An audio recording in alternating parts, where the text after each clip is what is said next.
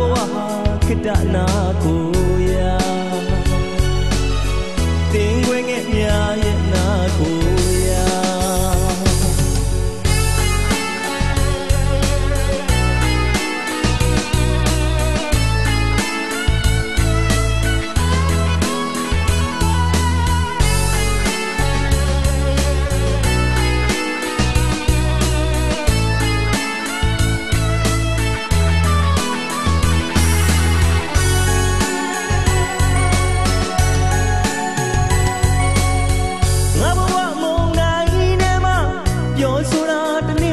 ရှိတော့ဘူး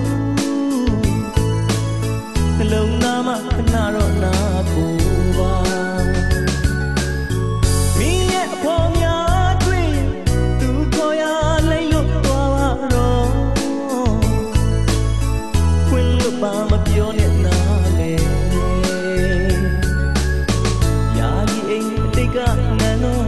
လေပြန်ငါလဲလို့မကြည့်နဲ့ဒီကိုဆုံးလို့ထားခဲ့လေ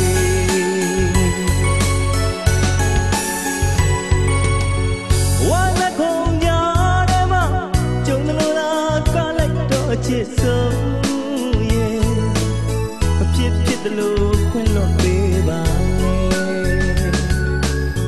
တို့နှစ်ယောက်ပြန်တွေ့တဲ့အခါမြင်တယ်လို့လားလက်ထွက်သွားပါတော့မင်းမဝဘူးအမြဲတမ်းပါလေဒီရင်ငါဆုံးလို့ခြင်းတွေဒီရင်ငါခွင့်လွှတ်ခြင်းများယူဆောင်တာအဝေးသို့သွားတော့လေ